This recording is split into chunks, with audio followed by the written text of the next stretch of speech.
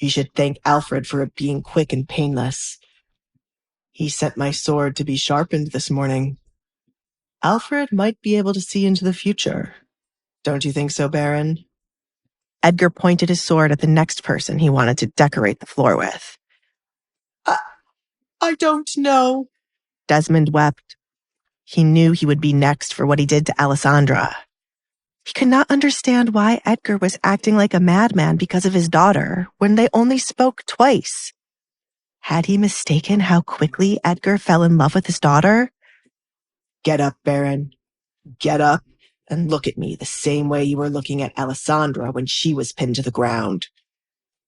Raise your hand to me, Edgar yelled, frustrated with how much of a coward Desmond was. But yet he stood proud when his own flesh and blood was on the ground, fighting against a man she did not know. Please spare me. Alessandra! Desmond called to the carriage for his daughter. My sweet child. Please come out and tell him to spare me. She has already asked me not to kill you right now. Alessandra, come out. Edgar called to the carriage. She did not want her father to be killed when there were many eyes watching. But that did not mean he could not be inflicted with some type of pain. Edgar wanted her to stand by his side to watch it happen. Alessandra opened the carriage door, revealing herself with the Duke's coat still covering her head. Her eyes widened at the sight of the man's head a few inches away from the rest of his body. He truly killed him, she thought.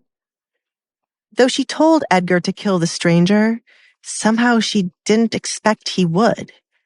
He listened to her words without any hesitation. What else could she ask him to do? It was scary of him to do this much when they were not even married yet. Alessandra wondered what would happen to anyone who offended her when she officially became a duchess. Desmond felt like his life was saved when he saw Alessandra come out to stand next to Edgar. She was not cruel enough to have her own father be killed by the hands of a man she barely knew. Alessandra, sweetheart, tell the Duke this is all a big misunderstanding. Sweetheart? Alessandra repeated the one word that stood out to her. She could not remember the last time her father called her this. You really are a coward, Baron. She could no longer refer to him as her father.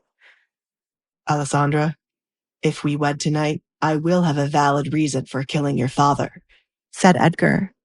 He had many other reasons why he would kill the Baron, but Alessandra did not need to learn how much more corrupted her father was. I can make a wedding happen by the end of the night.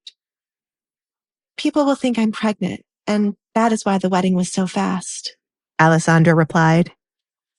People would rather believe that than the possibility of Edgar quickly falling in love with her. Edgar had a solution to all her problems. You... Alessandra did not push herself to argue with Edgar. He was only trying to help her end things with her father tonight. At some point, everyone would realize she was not pregnant, and that was not the reason behind their flash marriage. Let's get married tonight, she agreed. Alessandra looked down at the mess she once called father. He was waiting to hear whether or not his life would be spared. Edgar was certain he wouldn't get in trouble for killing a baron, so why was she prolonging this? She was curious to see the extent of Edgar's power. Alessandra, Desmond cried, waiting for her to tell the Duke to leave him be. I give my consent for the Duke to marry you. He will just need to pay for your hand in marriage. Please save me, my child.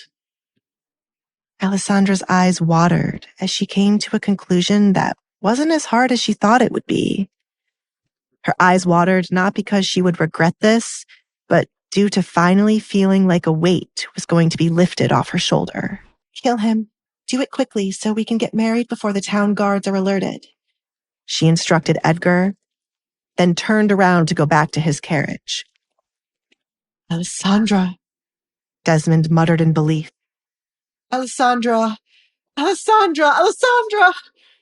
Alessandra kept her head high as she listened to the Baron screaming her name until his voice became a faint whisper in the cold night air. Hey, I'm Alessandra. If you're wondering what happens next, download the Pocket FM app now and listen to the exciting episodes of The Duke's Masked Bride.